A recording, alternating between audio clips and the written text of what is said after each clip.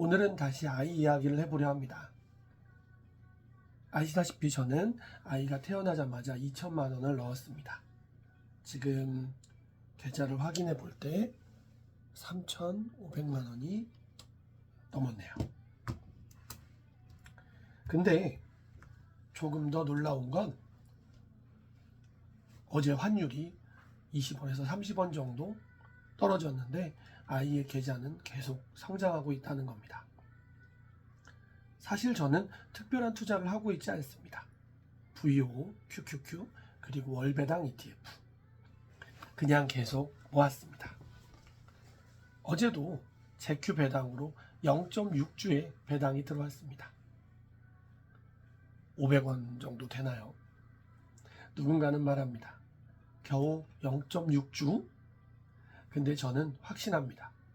이 작은 흐름이 10년 뒤 아이의 인생을 바꿀 수도 있다고. 오늘은 제가 아이의 계좌를 어떻게 운영하고 있는지 조금 이야기해 보도록 하겠습니다.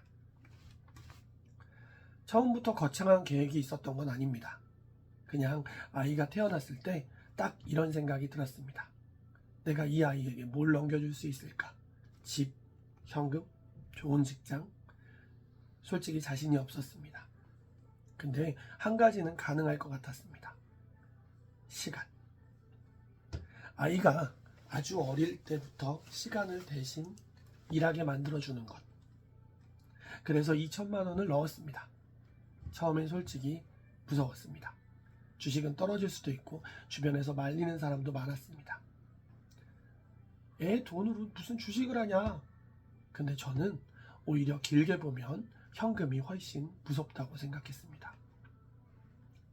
그리고 시간이 흘렀습니다. 다시 계좌를 확인해 봤을 때 아이 계좌는 3,500만 원을 넘었습니다.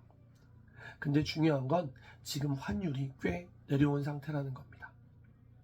미국 주식을 하는 분들은 아시겠지만 환율이 빠지면 평가 금액이 꽤 깎입니다. 그래서 사실 최근에는 생각보다 많이 오른 느낌은 아니었습니다. 그런데도 결국 2천만 원이 3,500만 원이 넘었습니다. 여기서 저는 진짜 중요한 것을 느꼈습니다. 결국 시장에서 오래 버틴 사람이 강하구나.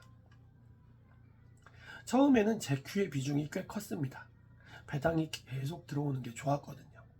신기했습니다. 아이가 자고 있는데도 계좌에 돈이 계속 들어오는 구조. 그 경험이 생각보다 충격이 컸습니다. 근데 시간이 지나면서 생각이 조금 바뀌었습니다. 배당도 중요하지만 결국 계좌 자체가 성장해야 한다. 그래서 일부는 정리를 하고 QQQI 비중을 늘렸습니다. 월말 배당 흐름도 만들고 싶었고 조금 더 안정적인 현금 흐름을 만들고 싶었습니다. 그리고 지금 계좌의 진짜 뼈대는 VO와 QQQ입니다. 결국 미국 시장 전체와 기술주의 성장을 믿고 계속 모으는 구조입니다.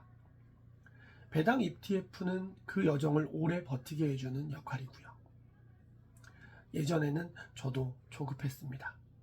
빨리 돈을 벌고 싶었고 남들 수익 보면 흔들렸습니다.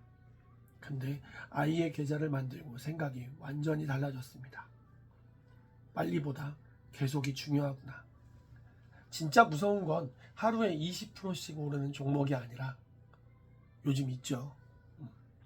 20년 동안 살아남는 자산이라는 걸 조금씩 느끼게 되었습니다. 어제도 아까 말씀드린 대로 제큐 배당으로 0.6주의 배당 500원이 들어왔습니다. 누군가는 작은 돈이라고 말할 수도 있습니다. 근데 저는 이런 순간이 좋습니다. 제가 자고 있어도 일하고 있어도 아이와 놀고 있어도 자산이 아주 조금씩 움직이고 있다는 느낌. 저는 그게 참 좋습니다. 사람들은 결과만 봅니다. 3,500만 원. 근데 사실 그 안에는 시간이 들어있습니다. 기다림, 재투자, 버틴 시간, 그리고 포기하지 않는 기록. 저는 아직 부자가 아닙니다. 그리고 앞으로도 계속 흔들릴 겁니다.